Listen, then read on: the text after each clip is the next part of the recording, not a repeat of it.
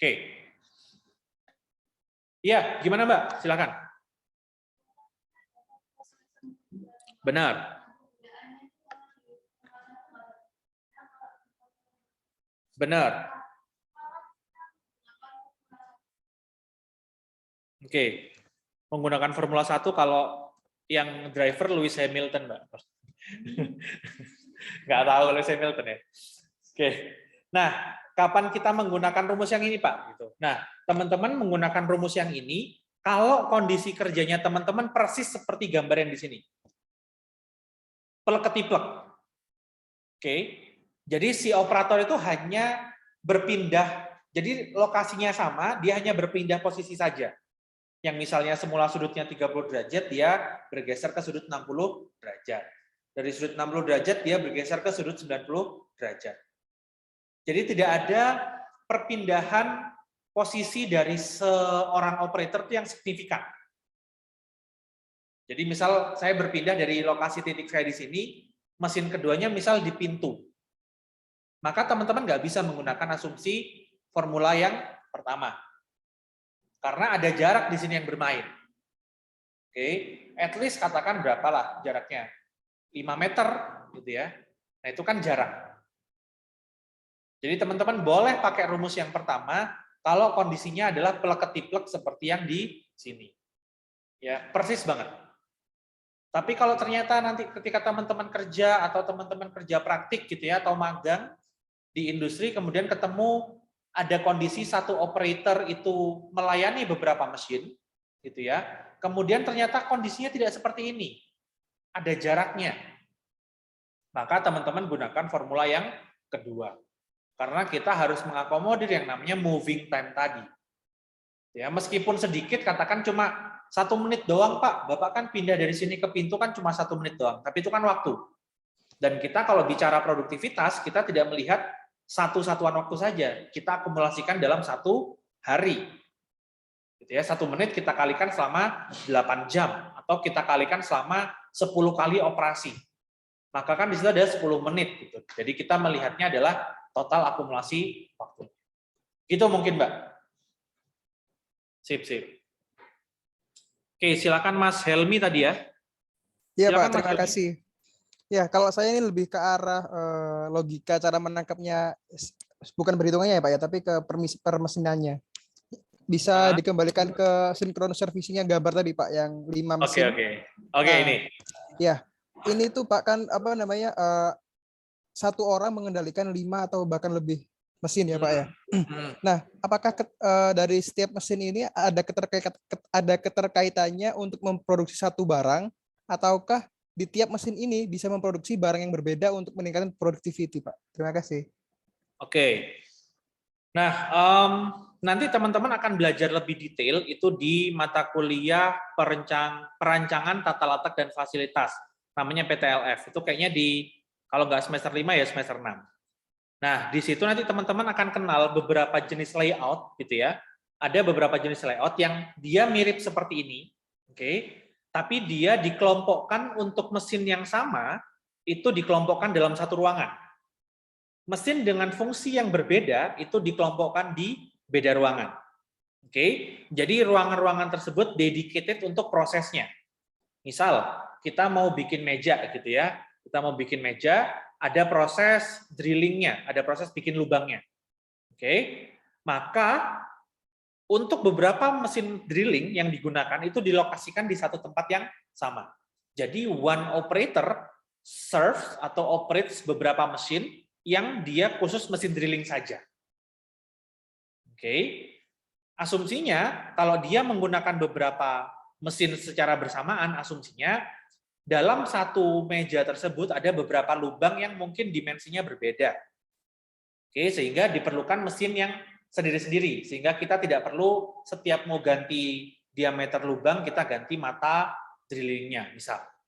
Oke, ada juga yang disampaikan, kalau itu kan berarti kita meningkatkan produktivitas, gitu ya, seperti yang disampaikan Mas Helmi yang asumsi kedua. Nah, asumsi pertama, apakah mungkin Pak, itu digunakan untuk beberapa mesin yang dia mewakili urutannya? Mungkin saja. Nanti teman-teman juga akan belajar, ada jenis layout ya, ada jenis layout yang dia dalam satu ruangan itu dikumpulkan berdasarkan produk yang kita ingin produksi. Misal kita mau produksi meja jenis yang teman-teman pakai, meja mahasiswa misal. Kemudian dia juga membuat meja yang untuk pekerja, meja dosen seperti ini. Dimensinya kan beda, kaki-kakinya beda. Nah, sehingga bisa jadi dalam satu industri ada dua ruangan nih, dua departemen yang berbeda. Yang mana mesin tersebut sebenarnya fungsinya sama, tapi dia dedicatedkan untuk membuat produknya. Jadi ada satu ruangan untuk khusus produk A, ada satu ruangan khusus untuk produk B. Nah, masing-masing layout tersebut, jadi kalau misalnya tadi yang saya sampaikan pertama, itu adalah namanya proses layout. Jadi layout yang didasarkan terhadap proses. Kalau yang saya sampaikan kedua tadi, itu adalah produk layout, di mana layoutnya disesuaikan dengan produk yang akan dibuat. Nah, nanti teman-teman ketika bicara PTLF, maka teman-teman akan melihat layout yang lebih detail. Ada yang modelnya ruangan by ruangan, atau biasanya kita sebut dengan GT, nama layoutnya, Group Technology. Jadi teknologinya kita grup-grupkan. Nah, itu ada namanya Group Technology. Nanti teman-teman akan kenal di PTLF. Nanti ada juga yang bentuknya konveyor, memanjang. Seperti kita bicara pabrik semen, pabrik pupuk, pabrik Coca-Cola, gitu ya. Itu kan ada beberapa mesin. Ya, ada beberapa mesin, dan dia disusunnya itu memanjang, gitu ya, menggunakan konveyor, dibantu menggunakan konveyor. Nah, itu juga dia produk layout. Gitu mungkin Mas Helmi. Menjawabkah? Baik Pak, paham. Terima kasih. Siap, siap. Oke, saya lanjutkan di sini ya. Jadi ini fungsi atau formula yang digunakan ketika jumlah mesinnya adalah N1, di mana jumlah mesinnya kita bulatkan ke bawah. Nah, kalau yang bulat ke atas gimana, Pak? Ya, kita menggunakan TEC N2, di mana kita menggunakan L plus W, ya, kemudian kita kalikan K1 plus K2 dikalikan N2. Oke. Ya, N2-nya berarti jumlah mesin N2-nya. Ya. K1 K2-nya sama ya, adalah biaya tenaga kerja sama biaya mesin. Kemudian L plus W berarti L-nya adalah tadi service time, W-nya adalah waktu moving-nya. Oke, waktu moving-nya. Kita kan asumsinya di sini menggunakan formula yang ini ya. L plus W dibagi L plus M dibagi L plus W. Nah, keputusannya gimana? Kalau misalnya total expected cost-nya N1 itu kurang dari total expected cost-nya N2, berarti artinya total expected cost N1 dia lebih rendah, oke, daripada total expected cost N2, maka kita pilih N1. Kalau kondisi sebaliknya, ya maka kita pilih N2. Oke, pada intinya kita memilih total expected cost yang mana yang menghasilkan angka yang lebih rendah.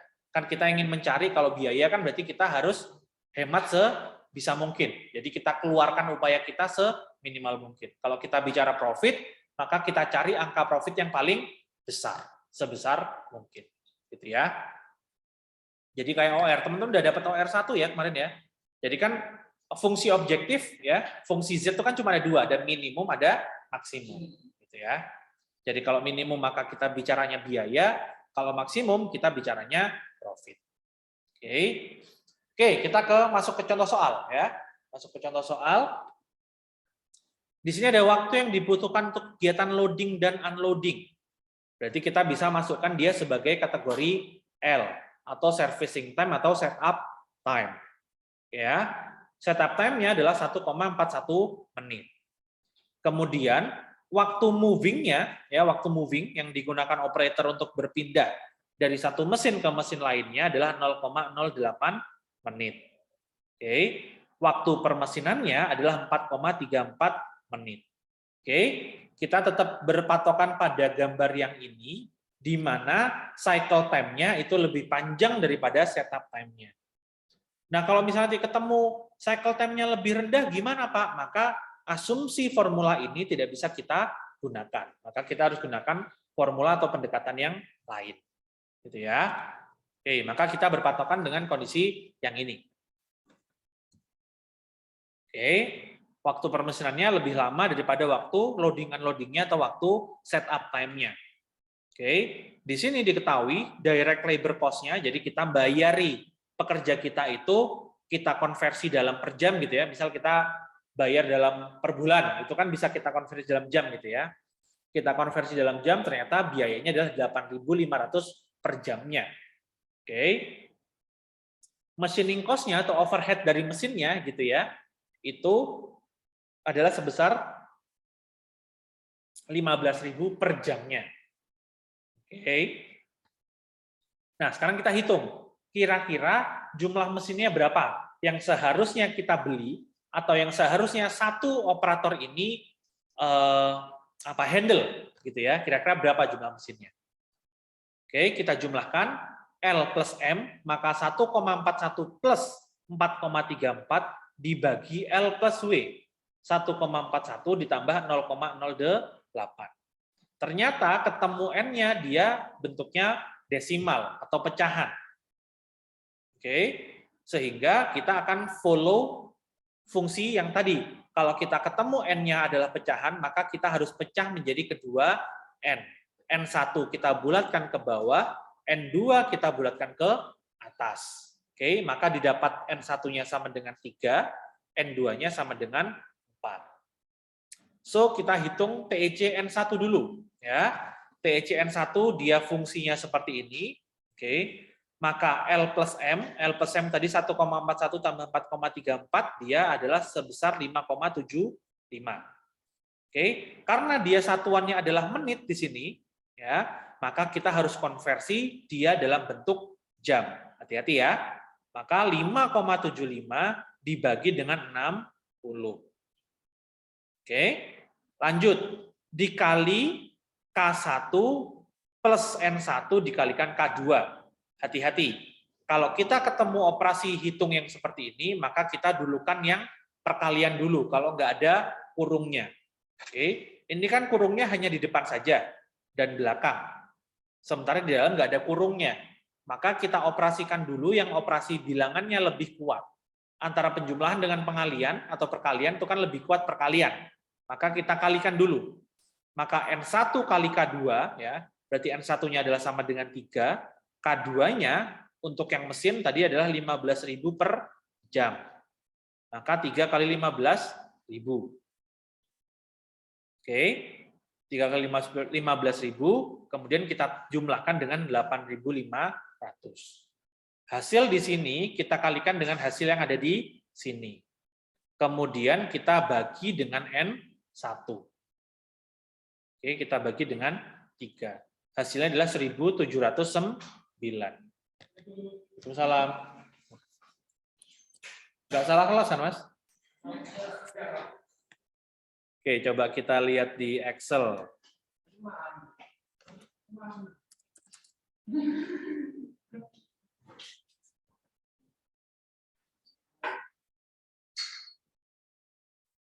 Oke, izin bertanya Pak, apakah L kecil dengan L kapital berbeda? Arti ataukah sama saja? Sama saja Mas Taj. L kecil sama L besar sama saja. Benar ya gitu ya, Taj ya? Mas Taj.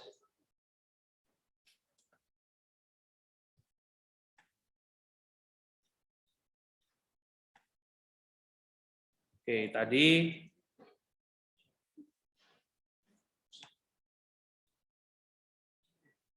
sama dengan gini ya, 5,75 dibagi 60. Oke, kemudian dikali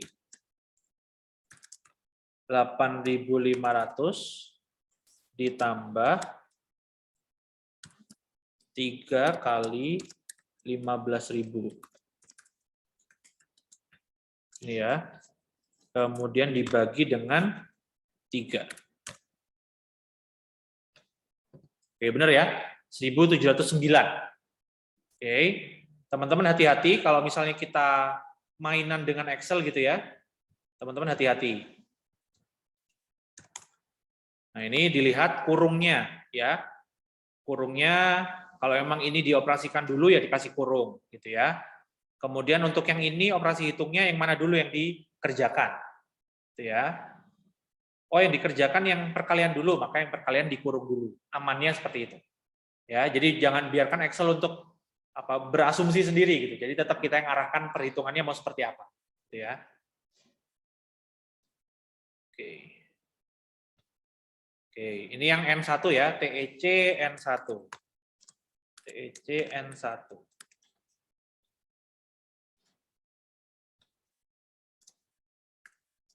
Oke. Saya balik ke sini. Sekarang kita lanjut ke N2. Oke. N2 tadi kita buletin ke atas. Berarti kita pakai angka 4. Oke. TEC N2 rumusnya adalah L plus W, kemudian dikalikan K1 plus K2 dikalikan N2. Jadi kita tidak pakai pembagian jumlah mesinnya. Kalau yang kita pakai N2. Kalau N1 kan kita bagi dengan jumlah mesinnya. Kalau N2 kita nggak pakai bagi dengan jumlah mesinnya. Oke. Maka L plus W-nya berarti kita pakai 1,41 ditambah 0,08. Berarti 1,49. Karena dia dalam menit, berarti harus kita konversi dalam bentuk jam. Maka kita bagi dengan 60. Kemudian kita kalikan dengan 8.500. N2-nya yang berbeda. Tadi N1-nya 3, N2-nya kita pakai 4. Kita kalikan dengan 15.000. Ternyata hasilnya adalah 1.701.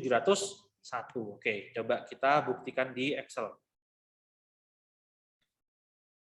Oke, TEC N2 sama dengan 1,49 dibagi 60, kemudian dikali 8.500 dikalikan 4, ditambah ya, ditambah 4 dikali 15.000.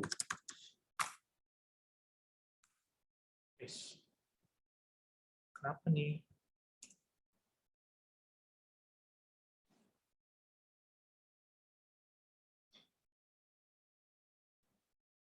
Oh, sorry. Nah, 1.701,0833. Cocok ya, 1.701 ya. Saya kasih koma di depan. Oke. Nah, sehingga keputusannya gimana, teman-teman? Tadi kita ambil yang paling kecil total expected cost-nya. Oke, TEC-nya ternyata yang lebih kecil adalah N2. Kalau TEC N2 yang lebih kecil daripada N1, maka kita ambil TEC N2. Berarti kita beli mesinnya atau satu orang operators, dia akan menghandle sebanyak 4 mesin bersamaan. Ya. Maka jumlah N-nya kita ambil yang N2. Berarti N-nya sama dengan 4.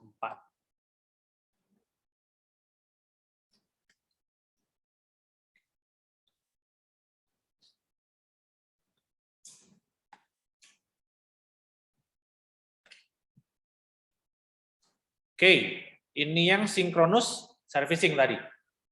Ada yang tanya kah? Oh, enggak ada. Nah, kalau yang sekarang completely random servicing, gitu ya. Sekarang kita mengakomodir probabilitasnya. Gimana kalau sekarang kita ada kondisi-kondisi yang tidak bisa kita asumsikan secara jelas di awal. Contohnya seperti apa, Pak? Contohnya seperti kapan suatu fasilitas kerja memerlukan maintenance. Kita kan nggak tahu pasti. Bisa sekarang tiba-tiba down mesinnya, atau nanti ketika sudah kita gunakan seminggu, tiba-tiba mesinnya down. Nah, kita tidak bisa mengetahui secara pasti kapan down-nya. Gitu ya. Sehingga ini termasuk adalah variabel yang tidak diketahui. Contoh lagi, kalau mesinnya down, down-nya itu berapa lama, Pak? Apakah down-nya itu selama 1 hari penuh, sehingga tidak bisa kita gunakan sama sekali mesinnya, atau mesinnya cuma 4 jam doang down-nya. Gitu ya. Nah, ini kan juga merupakan kondisi yang tidak bisa kita ketahui. Kalau kita mengakomodir kondisi-kondisi atau variabel-variabel yang tidak bisa kita ketahui pasti, maka kita menggunakan teori probabilitas. Ya, iya, gimana Mas?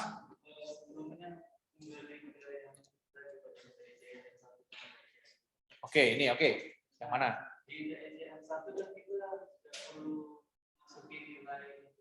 Benar, benar.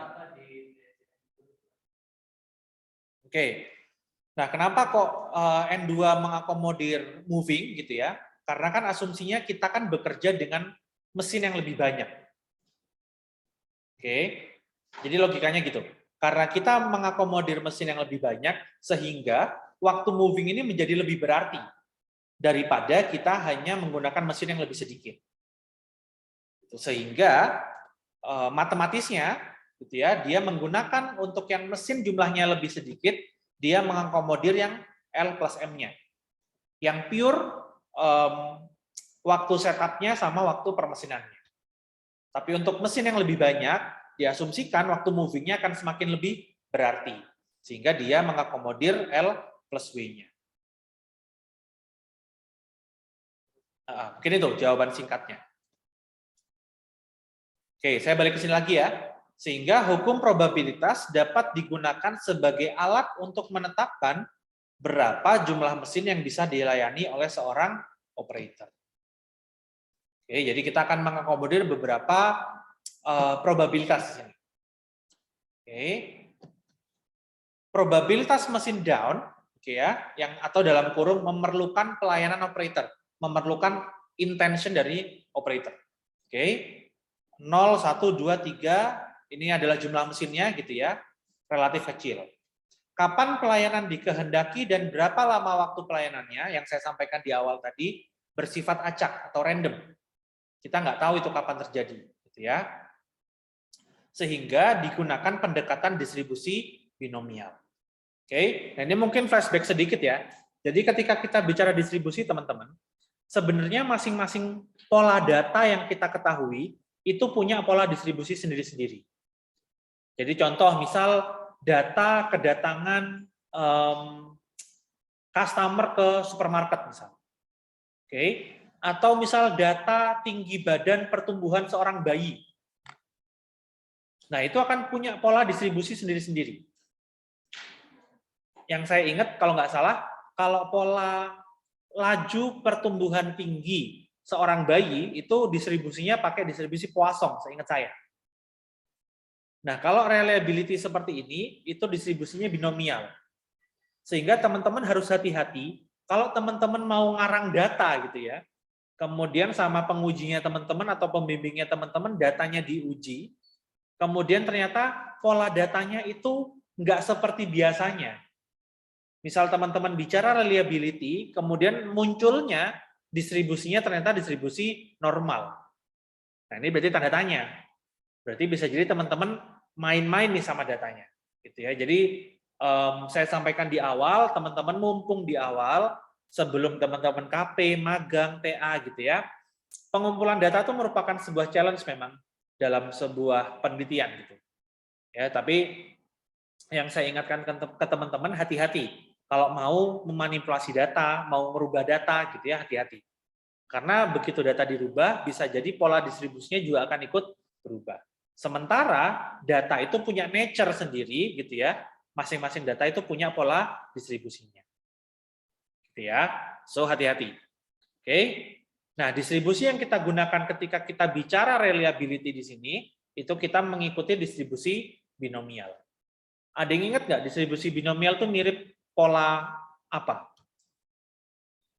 Dulu mungkin ketika SMP, SMA mungkin sudah pernah kita pelajari. Ada yang ingat?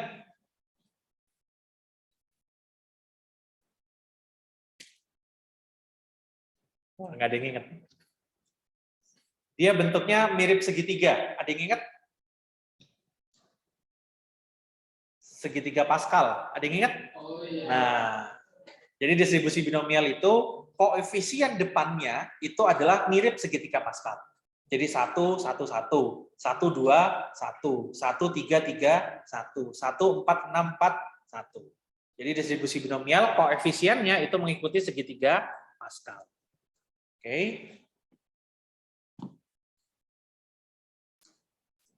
Oke, diasumsikan bahwa mesin akan down atau idle gitu ya, secara random selama siklus kerja berlangsung.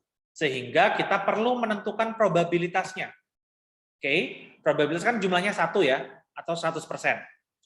Oke, dari 100% itu, kira-kira kalau teman-teman nanti bekerja, maka teman-teman akan punya data gitu ya, secara statistik gitu ya.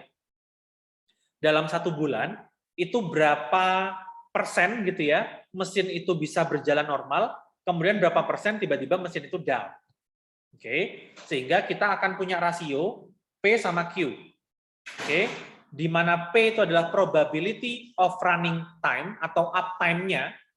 Oke, Q-nya adalah probability of downtime-nya.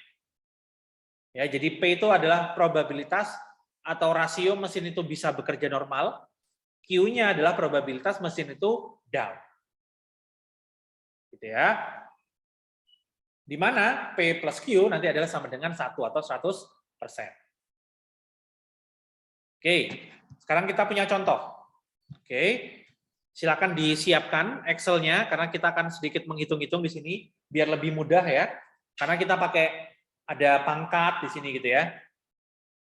Oke, tentukan porsi minimal dari waktu permesinan yang akan hilang. Oke, yang akan hilang untuk pengoperasian 3 mesin yang harus dilayani oleh 1 orang operator. Oke ya, jadi asumsinya di sini kita punya 3 mesin, sementara kita cuma punya 1 operator saja. Oke, rata-rata P-nya atau running time-nya mesin ini berjalan normal itu adalah 60%, sementara sisanya adalah dia downtime-nya. Oke. Nah, tadi saya sampaikan ke teman-teman, binomial itu mirip seperti segitiga Pascal. Oke, asumsi kan kita punya 2 ya, ada P sama Q. P plus Q pangkat N. N-nya adalah jumlah mesinnya.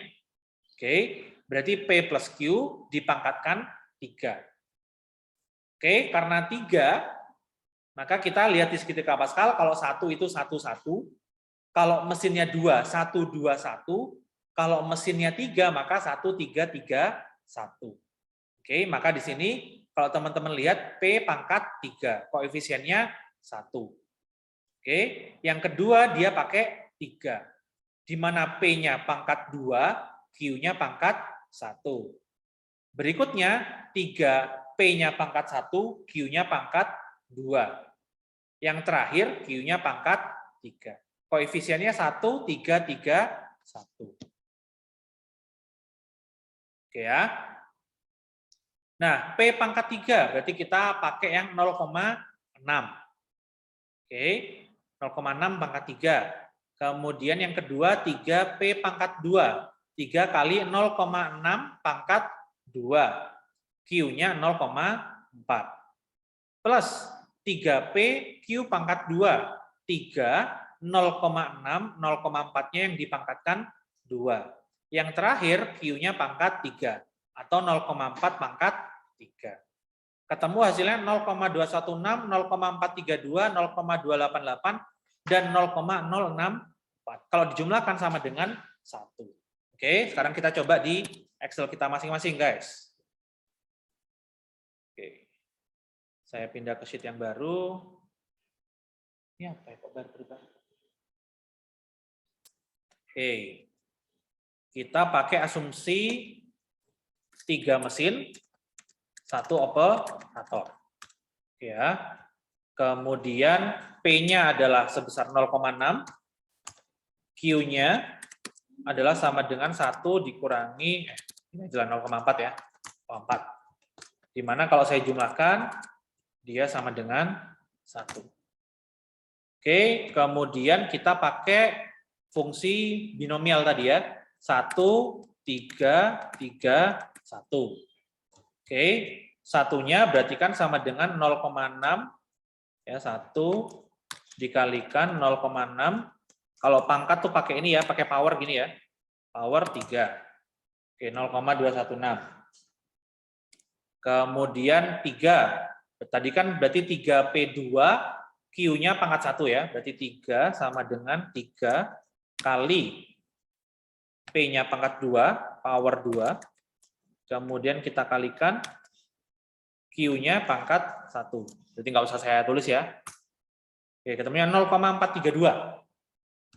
Oke, kemudian yang ini sama dengan 3 kali 0,6-nya pangkat 1 dikalikan 0,4-nya pangkat 2, power 2.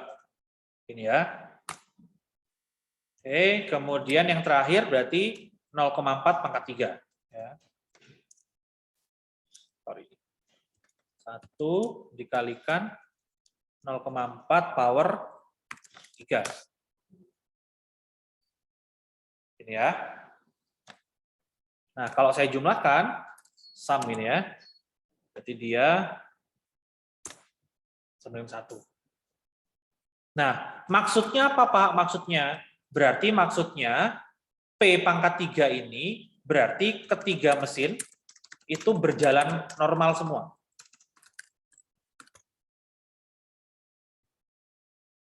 Oke. Mana row text?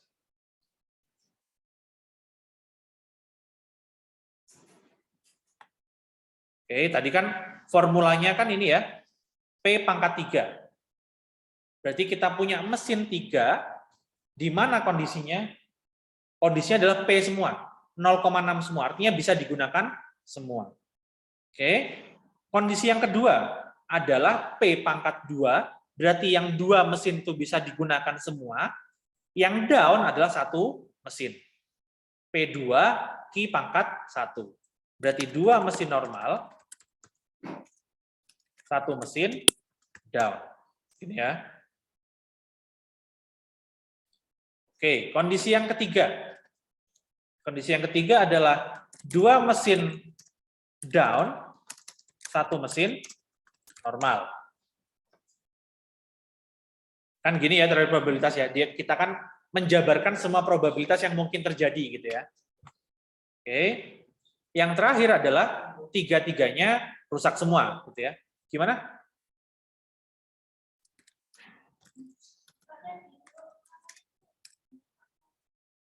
Power pakai petik apa sih? Apa itu ya? Tanda runcing atas tuh, Mbak.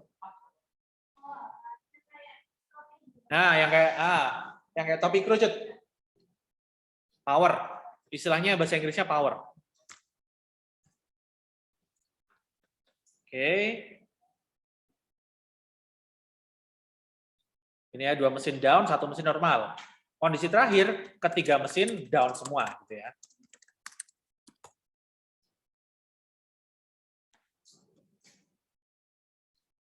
Oke, sekarang kita sudah dapatkan probabilitasnya ya.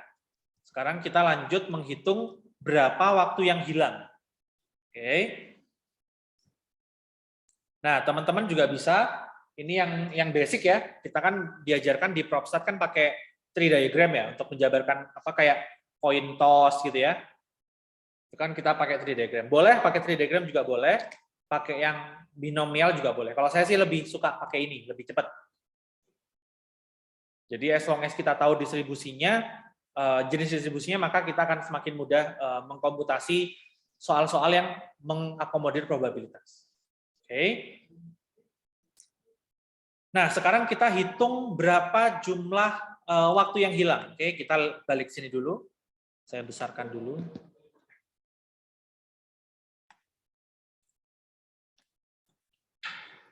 Oke, di perhitungan tadi kita sudah dapat probabilitasnya. Oke, probabilitas yang teman-teman hitung tadi, kemudian teman-teman buat atau konversi dalam bentuk tabel seperti ini. Oke ya. Nah, di sini ada asumsi teman-teman, bahwa jam mesin yang hilang itu adalah per 8 jam kerja. Artinya, satu shift-nya itu 8 jam kerja. Oke ya, satu shift-nya 8 jam kerja. Oke, ketika nggak ada mesin yang rusak, maka tidak ada mesin, ketika tidak ada mesin yang rusak, maka tidak ada waktu yang hilang. Ketiga mesinnya bisa digunakan normal semua, bisa digunakan produksi semua. Gitu ya. Nah, kondisi yang pertama tadi kan kalau 2 mesin itu bisa digunakan semua, tapi 1 mesin yang rusak. Oke. Nah, tetapi di sini tidak ada waktu yang hilang. Padahal ada satu mesin yang rusak. Oke, di sini dijelaskan. Karena hanya satu mesin yang down, maka asumsinya operator dapat melayani mesin tersebut. Sehingga secara keseluruhan tidak ada mesin yang down. Oke, kan ada 3 mesin ya. 2 mesinnya itu bisa dilakukan secara normal, 1 mesin yang rusak, dan ada 1 operator. Asumsinya ketika kita sudah nge-setup mesin yang benar ya, mesin A, katakan dia benar ya, normal, kita sudah setup, dia cycle time. Kita pindah ke mesin B, kita sudah setup, dia cycle time. Nah, mesin ketiga, kita bisa, karena 2 mesin tadi sudah cycle time semuanya, berarti si mesin yang rusak ini bisa kita tangani, bisa kita perbaikin. Oke, dan perbaikannya itu berlangsung sangat cepat. Jadi saat itu juga kita datang ke sana, mesinnya langsung bisa selesai. Nggak memakan waktu lama, mesinnya sudah bisa beroperasi kembali. Misal hanya perlu ganti bautnya atau perlu ganti apanya, gitu kan nggak lama ya. Sehingga asumsinya tidak ada waktu yang hilang. Sehingga di sini asumsinya waktunya adalah 0. Tapi beda cerita kalau misalnya mesinnya perlu intention time, maksudnya ada spare part yang misal harus beli di luar, gitu ya. Nah, beda cerita kalau seperti itu. Nah, ini asumsinya tidak ada waktu yang hilang. Jadi begitu mesinnya rusak, operatornya datang, langsung bisa lagi mesinnya, langsung bisa dipakai operasional lagi. Oke, sehingga waktu yang hilang diasumsikan sangat kecil, sehingga diasumsikan ya 0 saja. Dianggap tidak ada waktu yang hilang. Oke ya. Kondisi yang kedua, mesin yang down sekarang 2. Cuma 1 mesin yang bisa beroperasi normal. Probabilitasnya tadi sebesar 0,288. Jadi kemungkinan terjadinya itu 28%. Gitu ya. Kondisi kemungkinan terjadi 28%, di mana 1 mesin yang bisa, 2 mesin yang down. Nah, karena 2 mesin yang down, sementara operatornya cuma 1, berarti kan harus gantian nih. 1 mesin kan dibuat operasional, sehingga ketika dia sudah masuki fase cycle time, operatornya pindah nih ke mesin pertama. Ketika dia nge-serve atau dia nge-repair mesin pertama, mesin kedua yang rusak ini itu kan diem, dia nunggu. Sehingga ada waktu yang hilang sekarang. Dikarenakan si operator tadi lagi nge-servis mesin pertama. Oke. Nah, di sini diasumsikan ketika si operator menghandle atau memperbaiki mesin yang pertama, mesin yang kedua itu nggak bisa digunakan asumsinya. Jadi dia dalam hari tersebut, dalam 1 hari tersebut, mesin kedua yang rusak tadi nggak bisa digunakan. Sehingga ada waktu hilang di sini. Hitungannya gimana? Hitungannya adalah 1 mesin yang menunggu tadi, kemudian kita kalikan probabilitasnya yaitu 0,288, kemudian kita kalikan sebanyak 8. Dalam 1 hari kerja kan ada 8 jam. Oke, sehingga kita kalikan 8, yaitu 2,304. Jadi ada 2,3 jam yang hilang. Oke. Berarti down itu bukan kerusakan yang fatal ya Pak, yang mana tidak bisa difungsikan lagi. Ya, jadi asumsinya di soal yang ini, itu mesinnya rusaknya tidak fatal. Jadi bisa dibenerin pada satu juga. Sehingga ada waktu nge-repair, tapi waktu nge-repairnya hanya sebentar. Sehingga diasumsikan waktu sebentar tadi itu tidak signifikan, sehingga diasumsikan 0. Nah, tapi kalau dalam kondisi mesin ada 2 mesin yang down seperti sekarang, gitu ya, diasumsikan mesin yang kedua itu tidak di-repair di hari yang sama. Oke, sehingga mesin tersebut dalam 1 hari dia akan loss. Oke, sehingga perhitungannya dalam 1 hari kita akan kehilangan sebanyak 2,3 jam asumsinya. Ya. Nah, kondisi ketiga, kondisi di mana semuanya mesinnya down. Oke. Nah, karena ada 1 operator, maka 1 operator ini bisa nge-handle 1 mesin. Oke, bisa ngehandle satu mesin, kemudian dia benerin mesinnya, tidak memakan waktu lama, gitu ya. Kemudian dua mesinnya, nah ini sekarang dia butuh repair. Jadi asumsinya dua mesin dikalikan probabilitas kemungkinan terjadi yaitu 0,064 dikalikan 8 jam kerja. Dikalikan dalam satu waktu operasional. Gitu ya. Oke, sehingga asumsi kehilangan waktunya adalah 1,024 jam. Oke, nah sekarang tabel yang ini coba kita konversi ke Excel-nya.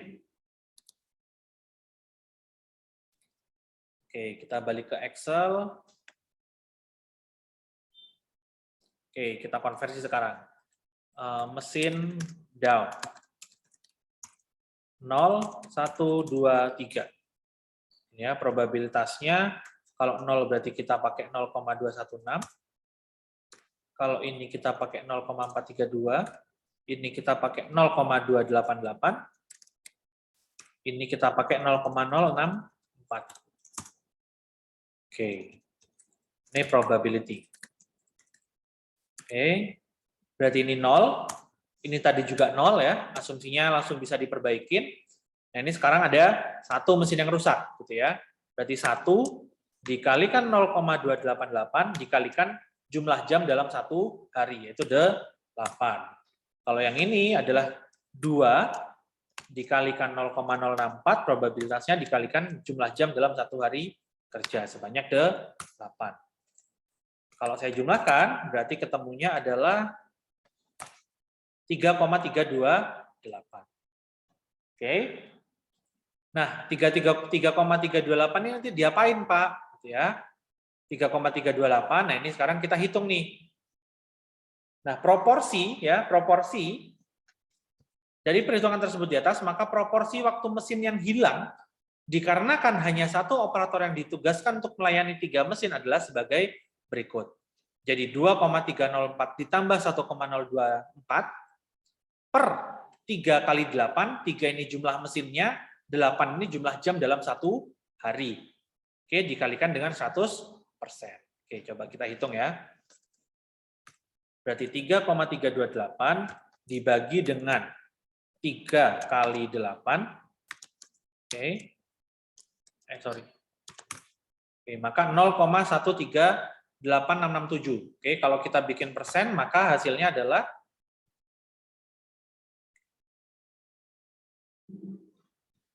13,87%. Oke, kalau yang di PowerPoint bulatin ke depan, satu angka belakang koma. Oke. Nah, sekarang teman-teman memberikan justifikasi. Apakah 13,87 ini angka yang baik atau tidak? Gitu ya. Nah, ada kalimat di sini teman-teman. Jika persentase jam yang hilang adalah kurang dari sama dengan 10%, oke, maka dapat dikatakan bahwa penugasannya sudah baik. Oke, berarti artinya satu orang buat ngehandle 3 mesinnya sudah oke. Kalau di bawah 10%. Sorry, kalau kurang dari 10%. Sedangkan bila persentase jam mesin yang hilang lebih dari 10%, maka dapat ditambah operator yang menangani mesin down-nya. Oke, bisa juga diganti sesuai kebijakan perusahaan. Misal, oh ya udah mesinnya nggak usah pakai 3 mesin, pakai 2 mesin aja kalau gitu. Atau kita nambah operator. Jadi kebijakannya tetap kembali lagi ke perusahaan sebenarnya gitu ya. Tapi yang rekomendasi kita yang paling mudah adalah ya udah kita tambah orang buat repair. Makanya biasanya kalau dari dalam sebuah pabrik tuh ada orang yang bagian mekanik sendiri.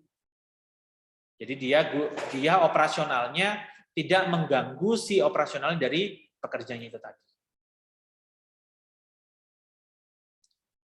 Ya, maka kesimpulannya baik atau buruk sekarang kondisinya Mas Ian? Masih buruk ya, karena dia adalah di atas 10%. Nih, maka ya coba sekarang teman-teman hitung. Kalau misalnya ada 2 operator, kira-kira angkanya jadi gimana? Ya, kalau ada 2 operator. Maka angkanya harusnya di bawah 10%.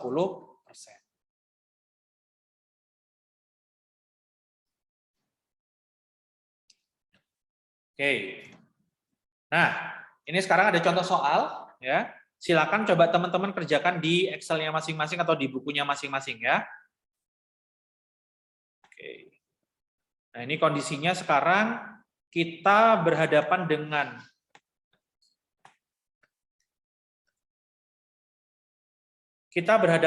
empat mesin, ya. Jadi ada satu operator, ada 4 mesin, ya. One man operates 4 machines. Di mana running time-nya adalah 70%, downtime-nya atau attention time-nya adalah 30%. Silakan teman-teman kerjakan kayak tadi, cari probabilitasnya, kemudian cari waktu yang hilangnya, kemudian di akhir cari persentasenya berapa.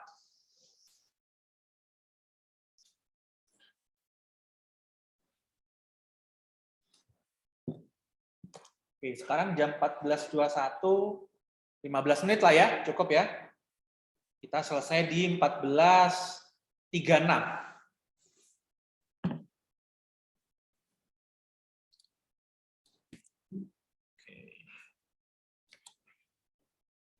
Diingat segitiga Pascalnya tadi ya.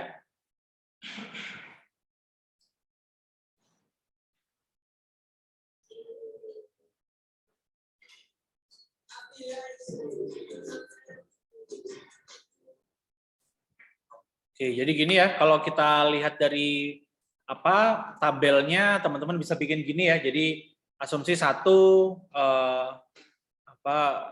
rusak semua gitu ya. Kemudian asumsi kedua yang 4 ini berarti yang 3 benar, yang 1 rusak gitu ya. Ini kalau di breakdown seperti ini. Nah, jadinya seperti ini ya yang teman-teman pakai tadi, 1P pangkat 4, 4 key. Key-nya 1, P-nya 3, 6, key 2, P2, kemudian plus 4 key 3, P1, plus 1 key pangkat 4. Oke, di mana 0,7, 0,3, koefisiennya diambil dari segitiga Pascal. Oke, hasilnya ini tadi ya, hasilnya ini. Kemudian ini dapatnya kita 3,5208 ya tadi ya dapatnya ya. Kemudian kesimpulannya adalah 11,0025%. Kesimpulannya berarti masih belum efektif ya. Kalau misalnya kita patokannya pakai 10%. Tapi semisal perusahaan teman-teman pakai 20% gitu. Ya berarti sudah masuk. Berarti boleh pakai rasio 1 banding 4. Satu operator 4 mesin. Jadi kenapa tadi saya sampaikan di sebelumnya bahwa ini tergantung kebijakan bisa diganti sesuai kebijakan perusahaan. Jadi yang diganti itu rasionya. Jadi 10% ini nggak paten. Jadi misal perusahaan teman-teman pakai rasio 15% ya berarti sudah oke. Tapi kalau pakai 10% ya berarti masih belum oke. Oke, sudah selesai kuliah hari ini teman-teman. Ada yang mau ditanyakan guys?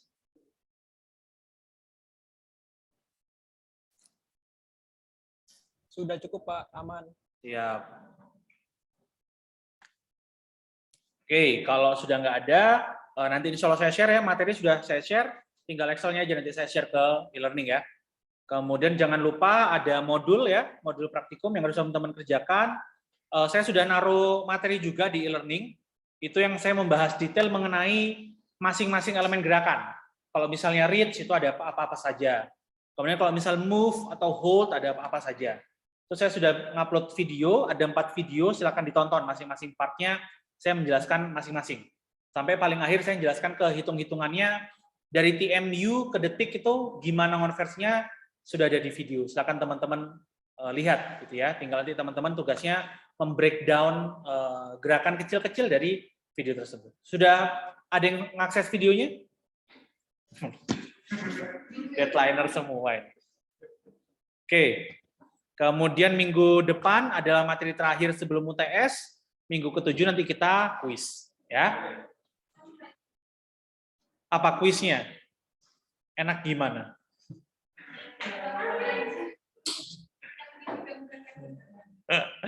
Oke. Nah, hati-hati ketika kuis saya ada pengambilan nilai ya, seperti yang saya sampaikan di awal, kuis ada nilainya. Jadi silakan dipersiapkan sebaik mungkin, nyontek temennya belum tentu benar, jadi mending dikerjakan sendiri. Kalau dikerjakan sendiri tahu mana yang salah, UTS-nya bisa perbaiki gitu ya. Oke guys, saya stop record.